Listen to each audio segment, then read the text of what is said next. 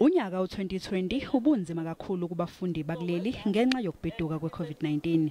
Umnyango wezempilo KwaZulu-Natal uhlomulise abafundi abane abenze kahle kakhulu ezifundweni zabo zika-matric nyakenye. Usibahle Ntuli obuya eHammersdale ungomunye walabo bafundi abahlomulile. Ngenxa yokubuya ekhaya eliswele, ubeqala ngqa ukufunda ngohlelo lokuxhumana nge-internet ngonyaka owedlule. Kepha ukwazile ukuthola o-distinctions ezifundweni ezisishiyagalombili. Uthi umndeni wakhe yiwona omgqugquzele ukuba afunde.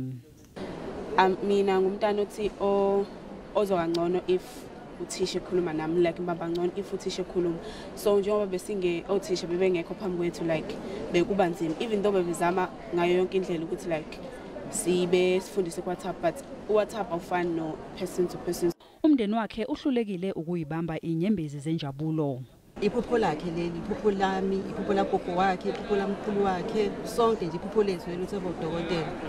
Laba bafundi asebeyoqala izifundo zabo zobudokotela eNyuvesi yase Cape Town bathi leli bekuyiphupho labo. Ekungekho lula, besingazi ukuthi ikole sazovula yini ukuthi sizokwazi ukubuyela esikoleni siqhubeke nemfundo. Vanessa hlala emakhaya izinyanga nje eziningi. Ngaleso sikhathi sihlala emakhaya ngangenayo ngisho nokuba nayo leyo phone leyo ukuthi ngiqhubeke ngifunde online.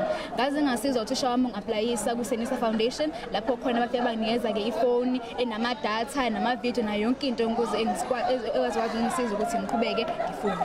Umnyango wezempilo KwaZulu-Natal ubashayele ihlombe laba bafundi ngokusebenza ngokuzikhandla nakuba sibhekene nempi ye-COVID-19.